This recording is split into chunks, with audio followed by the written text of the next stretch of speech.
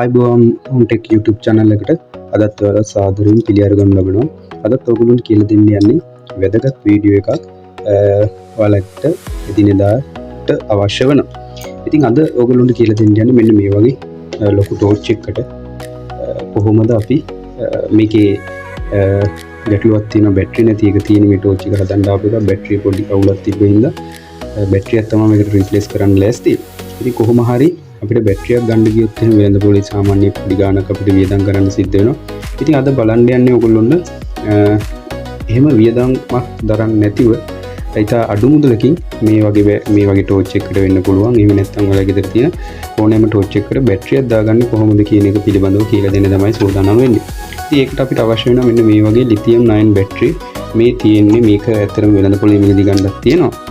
නමුත් මේ ඇවිල්ලා ලැප්ටොප් එක පරණ බැටරි චාර්ජර් එකකින් බැටරි එකකින් ගලවගත්ත බැටරි ටිකක් තමයි මෙතන මේ තියෙන්නේ.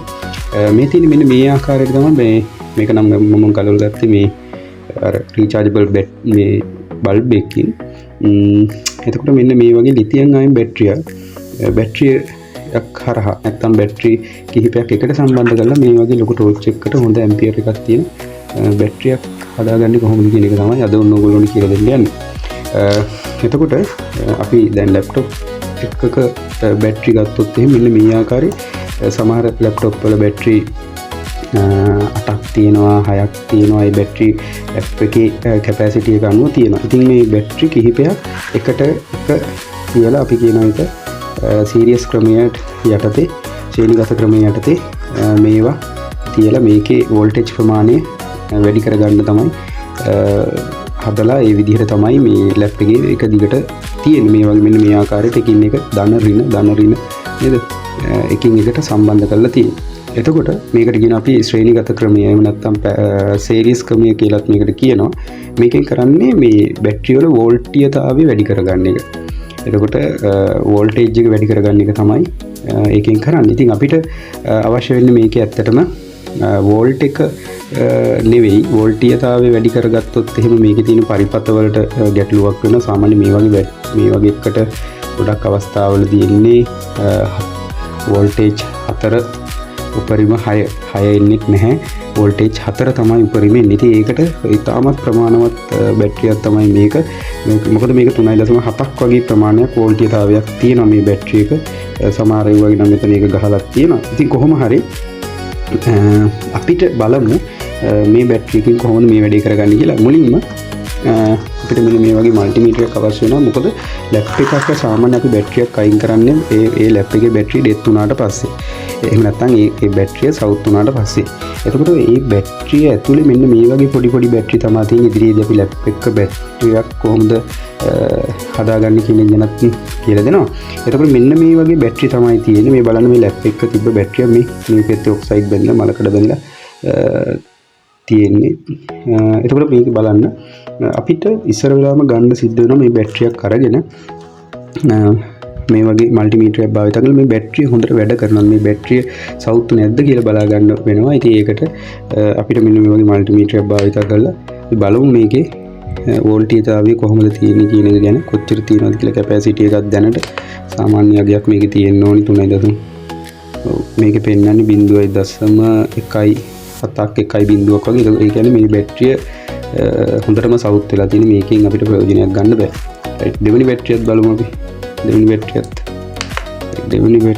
ධන තියලා අපි මල්ටිමීටරෙන් චෙක් කරලා බලනවා මේක. බලමු මේකෙන් අපිට මේ වැඩේ කරගන්න පුළුවන් නේද?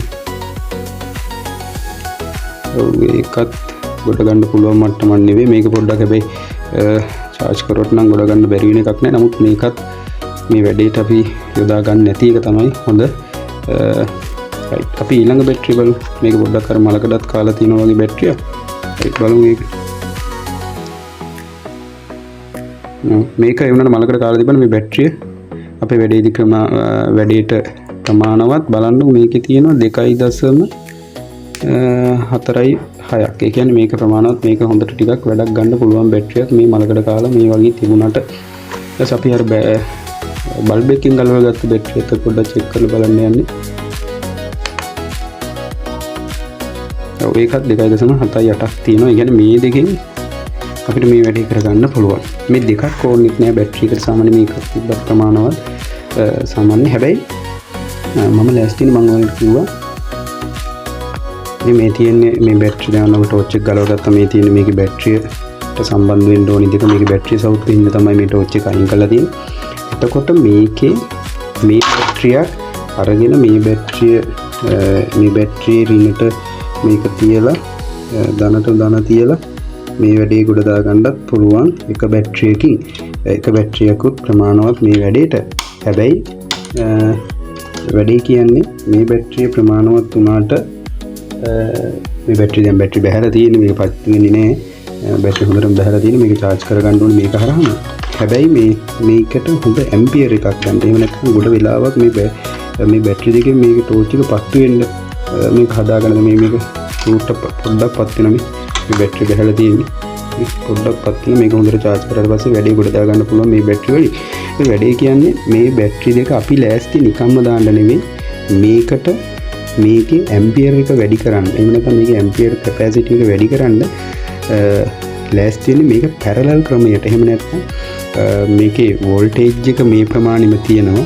අපි පැරලල් ක්‍රමයට මේක සවි කරනවා. එහෙම නැත්නම් ධනට ධන රිනට රින විදිහට මේ බැටරි දෙක සම්බන්ධ කරලා මේක සම්බන්ධ කරොත් මේකට ටෝච් එකට සම්බන්ධ කරොත් මේකේ ආයු කාලය වැඩි. මේ බැටරිය අපි හදන බැටරිය ආයු කාලය වැඩි. ගොඩ වෙලාවක් දල්ව ගන්න පුළුවන්. charge කරගත්තාම මම හිතන්නේ සාමාන්‍ය දවසකින් charge කරගත්තොත් දවස් කිහිපයක් මේ ටෝච් එක පාවිච්චි කරන්න පුළුවන්. බැටරිය ආයු කාලය වැඩි. ඇම්පියර් ප්‍රමාණය අපිට ආයු කාලය කියලා කියන්නේ ඇම්පියර්නේ. ඒ ඇම්පියර් ප්‍රමාණය මේකේ රඳව ගන්න පුළුවන්. මෙන්න මේ පැරලල් ක්‍රමයට මේක සවි කරොත් එහෙම. ඒකට ධනට ධන රිනට රින මේ දෙක බැටරි දෙක සම්බන්ධ කරගන්න ඕනි. මේ දෙක ඉතින් අපිට වයර් එකක් කරා සම්බන්ධ කරගන්නත් පුළුවන්. හැබැයි ඊයන් තියලා හොඳට මේක වැඩේ කරගෙන මේක වටේ හොඳට ස්ලෝ ටෙප් ටිකක් ගහගෙන අපි මේ බැටරිය හදාගමු. හදාගෙන ඉවර වෙලා අපි මේ වැඩේට සම්බන්ධ කරමු. මේ ආකාරයට අපි මෙන්න මේ විදිහේ මේ අපේ බැටරි සකස් කරගෙන ඉඳන් ධනට ධන රිනට රින පැත්ත මේ විදිහට පැරලල් වෙන විදිහට බැටරිය සම්බන්ධ කරගත්තා. මේ ක්‍රමයෙන් වෙන්නේ බැටරි වෝල්ටේජ් ප්‍රමාණය විදිහටම තියෙනවා.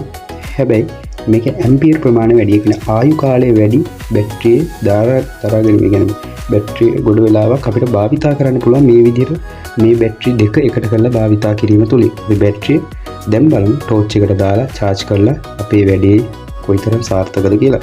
right. අපි යමු දැන් මේක සම්බන්ධ කරන්න. සම්බන්ධ කරලා ඉවර වෙලා බලමු මේක වැඩේ කොච්චර සාර්ථකද කියලා. හරි. දැන් අපි මෙන්න මේ විදිහට මේක සම්බන්ධ කර ගැනීම සිද්ධ කරා. ධනට ධන සම්බන්ධ කරලා රිනට රින සම්බන්ධ කරලා තියෙනවා මේ බැටරි දෙකේ. ඊට පස්සේ අපේ ටෝච් එකේ එන ධන අග්‍රේ මේකේ ධන පැත්තේ එක තැනකට අපි සම්බන්ධ කරනවා. ඊපස්සේ මේ ටෝච් එකේ එන රින අග්‍රේ මෙන්න මේ වගේ බැටරි රින අග්‍රේට සම්බන්ධ කරනවා. right. දැන් අපේ වැඩ ඉවරයි. ටෝච් එකත් පත් වෙනවා මේ. ටෝච් එකත් පත් වෙනවා මේ බැටරි බහැලා තියෙන්නේ ඇම්පියර් එක අඩුයි හොඳටම. ටෝච් එක ලාවට පත් වෙනවා. අපි මේකට පොඩ්ඩක් charger එකට ගහලා බැටරි පොඩ්ඩක් charge වෙනකන් ඉඳලා දාලා බලමු කොහොමද වැඩේ සාර්ථකයිද කියන එක ගැන. right. හරි අපේ වැඩේ හරි. පොඩ්ඩක් අපි මේ charge එක ගහලා තියෙන දේ අපි charger එක පොඩ්ඩක් ගලවමු. charger එක ගලවුවා. විනාඩි භාගයක් විතර වගේ ගහලා තිබ්බ charger එක. අපි බැටරිය දාලා තියෙන බලමු කොහොමද කලින්ට වඩා හොඳ එළියක් තියෙනවද කියලා. ඔව් කලින්ට වඩා බැටරි charge වෙලා තියෙන්නේ. කලින්ට වඩා පොඩි එළියක් තියෙනවා මේ තියෙන්නේ. මේක පිටියට ගහලා තියෙන්නේ. ඔයාලට පේනවා කලින්ට වඩා හොඳ එළියක් තියෙනවා. දැන් පොඩි වෙලාවක් ගහලා තිබුණේ.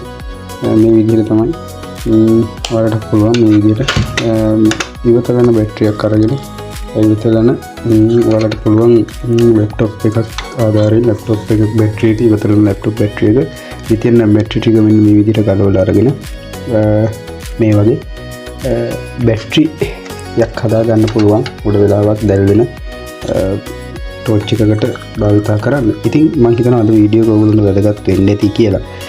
වැදගත් නම් මේ වගේ වැදගත් වීඩියෝ ඔයාලා ළඟට ගෙන්න ගන්න අපිව subscribe කරලා තියාගන්න. subscribe කරලා නැති අය නම් ඒ වගේ මොන හරි ගැටලු තියෙන කවුරු හරි ඉන්නවනම් comment කරන්න. තව දෙයක් තමයි අපි මේ බැටරිය යොදාගෙන ඔයාලගේ laptop බැටරියක් නැවත රිපෙයාර් කරගන්නේ කොහොමද කියන එක ගැනත් ඉදිරි වීඩියෝ එකකින් එන්න බලාපොරොත්තු වෙනවා. ඉතින් නැවත හමු වෙනතුරු ඔබ සියලු දෙනාටම සුබදායි දවසක්.